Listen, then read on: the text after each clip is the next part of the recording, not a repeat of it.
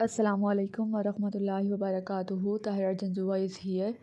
अच्छा, कल पिछले लेक्चर में हम लोगों ने डिस्कस किया था साइंस के बारे में। हमने साइंस के कॉन्सेप्ट को देखा, टाइप्स को देखा और ब्रांचेस को देखा। अब साइंस की ब्रांचेस में हम लोगों ने डिस्कस किया कि बायोलॉजी जो है वो भी साइंस की एक ब्रांच है। तो हम लोग देख लेते हैं कि बायोलॉजी में क्या होता है। सबसे पहले बायोलॉजी की डेफिनेशन में हम लोग कहते हैं कि बायोलॉजी जो है ना वो दो ग्रीक वर्ड से माखूज़ है, यानी दो ग्रीक वर्ड्स को मिलाया गया तो टर्म बनती है बायोलॉजी। अब बायो का मतलब है लाइफ और लोगोस का मतलब है स्टडी। तो जब भी हम बायोलॉजी की बात करते हैं हम कहते हैं कि लिविंग ऑर्गेनिजम्स की या लाइफ की स्टडी की जाए तो उसको कहा जाता है बायोलॉजी। अब बायोलॉजी में ज़िंदगी की बहुत अहमियत है, यानी हम बायोलॉजी में डिस्कस करते हैं कि कोई भी जानदार है, अगर उसकी ज़िंदगी के बारे में मुताला किया जा रहा है तो वो बायोलॉजी में मुताला किया जा रहा होगा। तो अब देख लेते हैं life is a characteristic of a living thing, some of the science that an organism has life. अब हम देखते हैं कि कुछ खसूसियात हैं जिनकी बेस पे हम कहते हैं कि फ़लानी चीज़ जो है ना वो लिविंग ऑर्गेनिज़म है, यानी लिविंग थिंग्स में वो खसूसियात होना लाजमी है जो अभी मैं नीचे बताने वाली हूँ। अगर वो सारी खसूसियात होंगी तो फिर हम कहेंगे कि वो लिविंग थिंग है या लिविंग ऑर्गेनिज़म है। सबसे पहले response to stimuli of environment. अच्छा, अब इस कंडीशन में ये होता है कि माहौल से जो भी स्टिमुलस आ रहा होता है या जो भी चेंजिंग्स आ रही होती हैं, उस ऑर्गेनिज़म की बॉडी जो है ना वो उन चेंजिंग्स को रिस्पॉन्ड बैक करेगी, उनको उनके अगेंस्ट या उनके हक में रिस्पॉन्स देगी अपना। तो उसके बाद आता है मेटाबोलाइज़ या हम कहते हैं मेटाबॉलिज़म जो है ना वो हम कहते हैं कि किसी भी लिविंग ऑर्गेनिज़म की बॉडी में जितनी भी अक़साम के केमिकल रिएक्शंस हो रहे हैं और फिर एनर्जी प्रोड्यूस हो रही है, हम उसके लिए टर्म यूज़ करते हैं मेटाबॉलिज़म। उसके बाद ग्रोथ, हमें पता है कि लिविंग ऑर्गेनिज़म्स जो है ना वो ग्रो करते हैं, उनका साइज़ इंक्रीज़ होता है, उनकी हाइट इंक्रीज़ होती है, उनका वेट इंक्रीज़ होता है। उसके बाद आता है जी अडॉप्ट, यानी हम कहते हैं अडॉप्टेशन। कोई भी ऑर्गेनिज़म जो है वो अपने अपने माहौल से मुताबिकत इख्तियार करता है। जैसा उसका माहौल होता है वैसे ही उसकी एक्शंस होते हैं, वैसे ही उसने खुराक वगैरह तलाश करनी होती है, उसी हैबिटाट में उसने रहना होता है और उसी के मुताबिक उसने ख़ुद को ढालना होता है और अपने इंटरनल बॉडी टेम्परेचर को मेंटेन करना होता है। उसके बाद आते हैं रिप्रोडक्शन जो है ना वो किसी भी जनरेशन के इस ज़मीन पे मौजूद होने का सबूत है।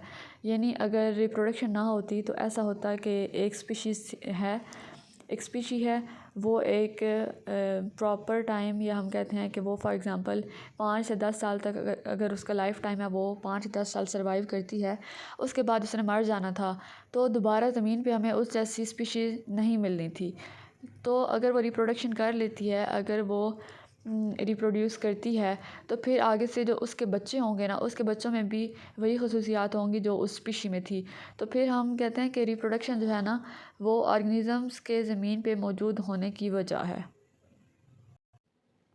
अगर मैं इसको कंक्लूड करूँ तो मैं कहूँगी कि साइंस जो है ना उसकी एक ब्रांच है बायोलॉजी, जिसमें हम लाइफ को स्टडी करते हैं, लिविंग ऑर्गेनिज़म्स को स्टडी करते हैं। अब लिविंग ऑर्गेनिज़म्स कौन होते हैं? जिनके पास लाइफ होती है, और लाइफ की खसूसियात जो है ना वो ये होती हैं कि जिस भी ऑर्गेनिज़म के पास लाइफ होगी, यानी वो जो भी ऑर्गेनिज़म जो है वो लिविंग ऑर्गेनिज़म कंसीडर किया जाएगा, वो रिप्रोड्यूस करेगा, वो मेटाबॉलिज्म को मेंटेन करेगा, वो होमियोस्टेसिस को मेंटेन करेगा, वो ग्रोथ करेगा, वो अपने एटमॉस्फेयर के मुताबिक या हैबिटाट के मुताबिक अडॉप्टेशंस करेगा और वो इन्वायरमेंट को रिस्पॉन्ड बैक करेगा। ये सारी खसूसियात जो है ना ये मिल के बनाती हैं कि हम किसी भी ऑर्गेनिज़म को कहते हैं कि वो लिविंग ऑर्गेनिज़म है और उसकी प्रॉपर लाइफ है। उसके बाद हम लोग देख लेते हैं, हमने देखना है कि फ़ादर ऑफ़ बायोलॉजी कौन है, कि सबसे पहले और बेहतरीन काम जो है वो किसने किया था। तो अरिस्टोटल जो है ना उसने बहुत बेहतरीन काम किया, और अरिस्टोटल जो है ना वही फ़ादर ऑफ़ बायोलॉजी का कहा जाता है उसको, और वो एक ग्रीक फ़िलासफ़र था। ये हम लोगों ने हमेशा याद रखना है। अच्छा, कोई भी सब्जेक्ट हम लोग पढ़ रहे हो ना तो हमें पता होना चाहिए कि इसका जो बेसिक बैकग्राउंड या हिस्ट्री जो है ना वो क्या है। तो अब हम कुछ टर्म्स हैं उनको देखते हैं। First of all is metabolism. Again मैंने बताया कि बॉडी में किसी भी ऑर्गेनिज़म की बॉडी में जितनी भी अक़साम के या जिस तरह के भी केमिकल रिएक्शंस हो रहे होंगे और फिर एनर्जी प्रोड्यूस हो रही होगी, तो उस टर्म के लिए हम कहेंगे, उस सारे प्रोसेस के लिए हम कहेंगे कि मेटाबॉलिज़्म हो रही है। इसके बाद टेम्परेचर रेगुलेशन। किसी भी लिविंग ऑर्गेनिज़म के इस ज़मीन पे सर्वाइवल के लिए सबसे ज़्यादा ज़रूरी होता है उसका टेम्परेचर नॉर्मल रहे। तो अगर मैं इंसानों के नॉर्मल बॉडी टेम्परेचर की बात करूँ तो वो होता है 37 डिग्री सेल्सियस और 98 डिग्री फ़ारेनहाइट। तो ये टेम्परेचर जो है ना ये हर हाल में मेंटेन करना लाजमी होता है। तो कोई भी ऑर्गेनिज़म जब अपना इंटरनल बॉडी टेम्परेचर को मेंटेन करेगा और नो मैटर के बाहर के मौसम में या बाहर के टेम्परेचर में क्या है, कितना हाई है कितना लो है, लेकिन उस इंसान ने मींस अगर मैं अपनी एग्जांपल दूं तो फिर मैंने हर हाल में अपना body temperature normal 37 degree Celsius equal to 98 degree Fahrenheit मुझे चाहिए। तो फिर मैं टेम्परेचर रेगुलेशन का प्रोसेस जो है ना, ये भी एक खसूसियत है कि लिविंग ऑर्गेनिज़म जो है ना वो ऐसा करते हैं। उसके बाद इनहेरिटेंस में वो सारी खसूसियात आ जाती हैं जो एक जनरेशन से दूसरी जनरेशन में ट्रांसफ़र होती हैं। यानी मैं अपनी एग्जांपल दूं तो मेरे में जो खसूसियात मेरे वालिदैन से मुंतकिल हो के आई हैं तो मैं कहूँगी कि वो मेरी इनहेरिटेड कैरेक्टर्स हैं, कि वो मुझे एक नस्ल से दूसरी नस्ल में ट्रांसफ़र हुई हैं, वो मेरे वालिदैन से मेरे तक पहुँची हैं। उसके बाद आते हैं जी इंफॉर्मेशन प्रोसेसिंग। अगेन वही बात कि कोई भी ऑर्गेनिज़म है वो अपने इन्वायरमेंट से कोई भी स्टिमुलस लेता है तो उस स्टिमुलस का उसके ब्रेन तक जाना, ब्रेन से रिस्पांस का या इफ़ेक्टर्स का रिस्पांस लेके वापस आना और फिर उस ऑर्गेनिज़म का वैसे बिहेव करना, वैसे ख़ुद को मेंटेन करना उस इन्वायरमेंट में, और किसी भी स्टिमुलस के रिस्पांस में जो इंफॉर्मेशन देता है या जो मैसेज आता है दोबारा बॉडी तक, तो वो सारा प्रोसेस जो है ना, सो बॉडी टेम्परेचर जो है ना वो मेंटेन करना किसी भी लिविंग ऑर्गेनिज्म के सर्वाइवल के लिए बहुत ज़्यादा ज़रूरी होता है। तो देख लेते हैं हम लोग। इनहेरिटेंस का मैंने बता दिया, इंफॉर्मेशन प्रोसेसिंग का भी बता दिया। उसके बाद आता है एम्ब्रियोनिसिस। एम्ब्रियोनिसिस हम कहते हैं कि जब भी रिप्रोडक्शन का प्रोसेस हो रहा होता है तो सबसे पहले एम्ब्रियो बनता है।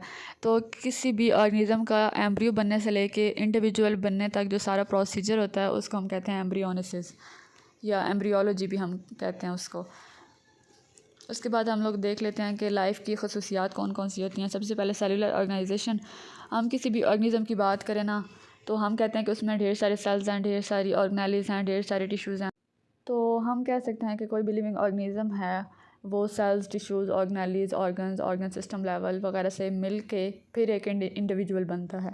उसके बाद रिप्रोडक्शन। अगेन मैंने बताया कि रिप्रोडक्शन किसी भी ऑर्गेनिज्म के सर्वाइवल के लिए, उसकी स्टेबिलिटी के लिए, उसकी ज़मीन पे इस दुनिया में एग्जिस्टेंस के लिए बहुत ज़्यादा ज़रूरी प्रोसेस होता है। उसके बाद मेटाबॉलिज्म, होमियोस्टेसिस होता है कि किसी भी ऑर्गेनिज्म ने अपना इंटरनल बॉडी टेम्परेचर मेंटेन करना है। It doesn't matter what's happening in external environment.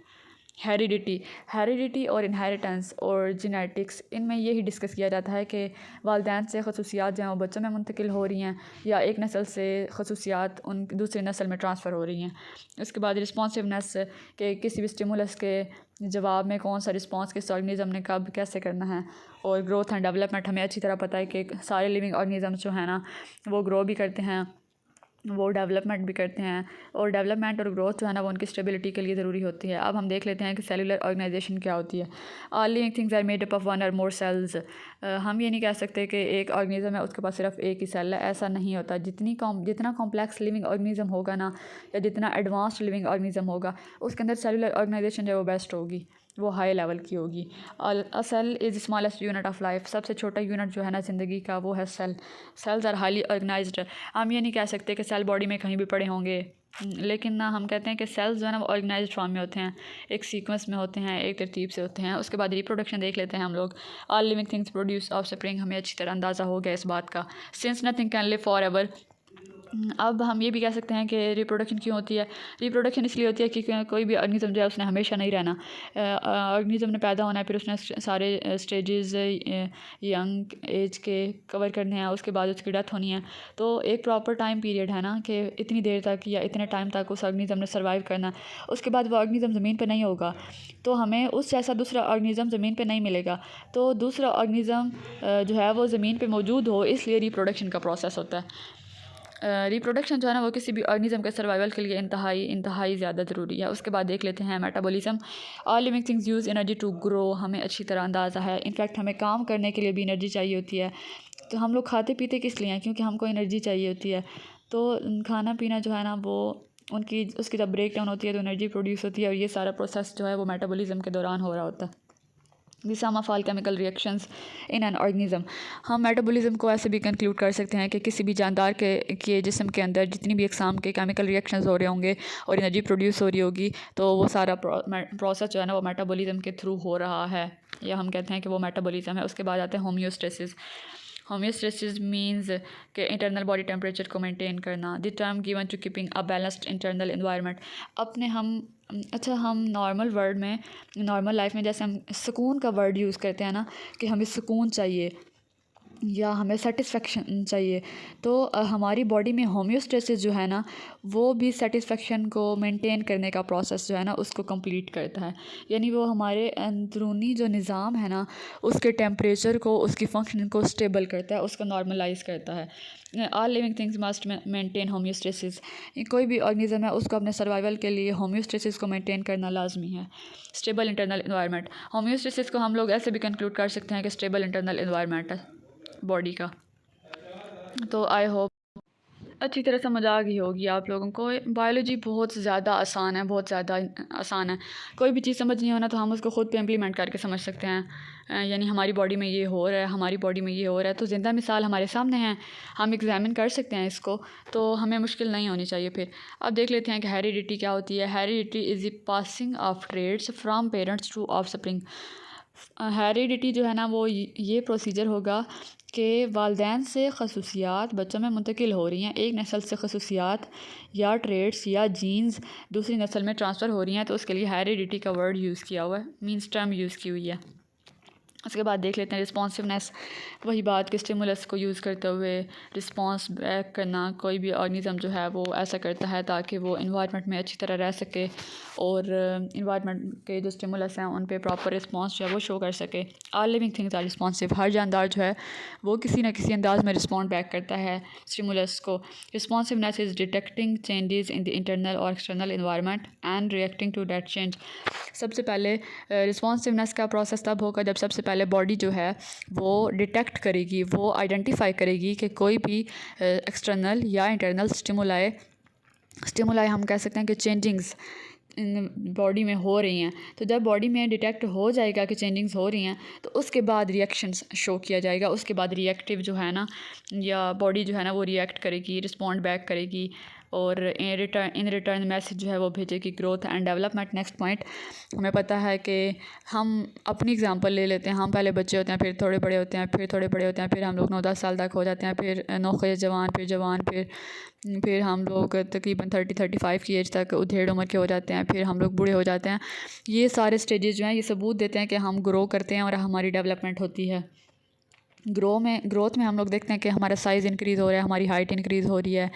उसके बाद हमारे लिम्स जो हैं वो उनकी लेंथ जो है वो इंक्रीज़ हो रही है, हमारी हाइट इंक्रीज़ हो रही है, हमारा वेट बढ़ रहा है।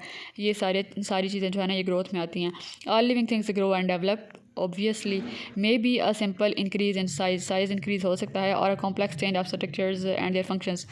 कॉम्प्लेक्स स्ट्रक्चर में हम कह सकते हैं कि ऑर्गन सिस्टम डेवलपमेंट होना, तो ये कॉम्प्लेक्स हो जाता है थोड़ा इंसानों में। आई होप ये क्लियर हो गया होगा। काफ़ी आसान टर्म्स हैं, ये बायोलॉजी में बहुत ज़्यादा यूज़ होती हैं, तो ये आप लोगों को पता होना चाहिए। उसके बाद मिसकॉन्सेप्शंस, यानी कुछ बातें जो गलत तस्वुर की जाती हैं। ऐसा है नहीं, लेकिन फिर भी तस्वुर किया जाता है, लोगों को ऐसे सवाल उनके माइंड में आते हैं। Sometimes we mistakenly think that living things can be defined by the following traits as well.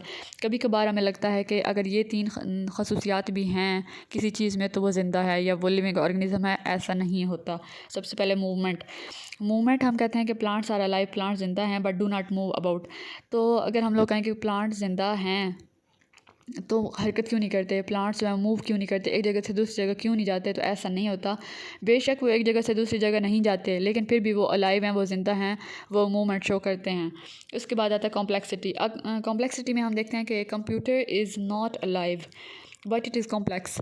Computer जो है वो कितना कॉम्प्लेक्स है, कितनी वैरायटी ऑफ फंक्शनिंग है उसके अंदर, तो हमें अच्छी तरह अंदाज़ा है इस बात का, लेकिन वो अलाइव नहीं है, तो हम लोग इस पे भी ऑब्जेक्शन नहीं कर सकते। ये समझने वाली बात है।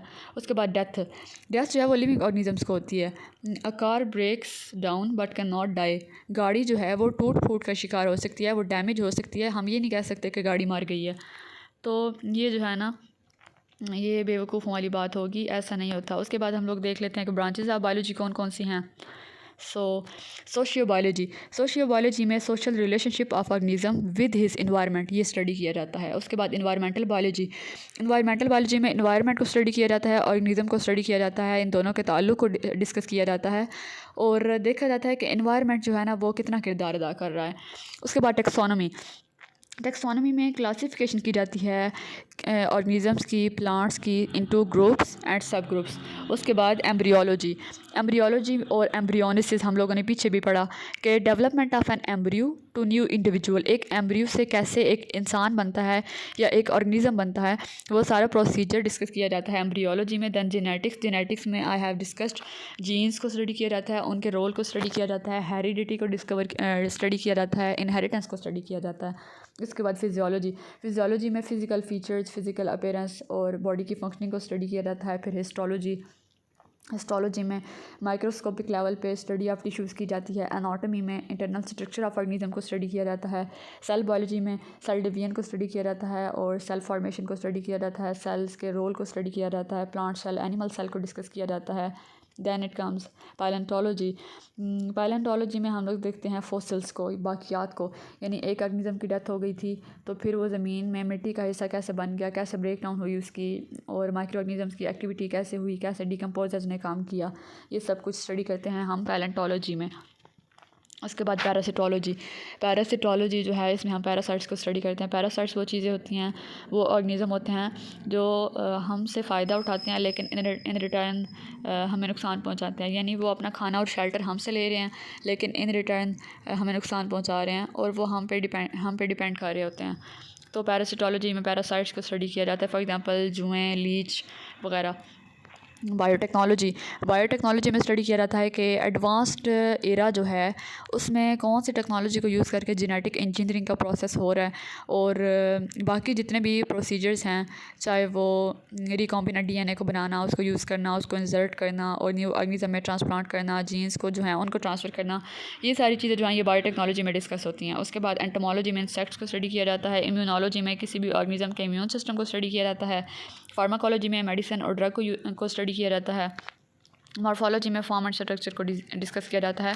नो मैटर कि वो किस ऑर्गेनिज्म का है, किसी भी ऑर्गेनिज्म के फॉर्म एंड स्ट्रक्चर को डिस्कस करना है तो मॉर्फोलॉजी में डिस्कस करेंगे। सो ये थी branches of biology. I hope मैंने ना अच्छी तरह समझा दिया आप लोगों को। कोई भी कन्फ्यूजन हो तो आप लोग पूछ सकते हैं, मोस्ट वेलकम। और तब तक के लिए अल्लाह हाफ़िज़, फ़ी अमान अल्लाह।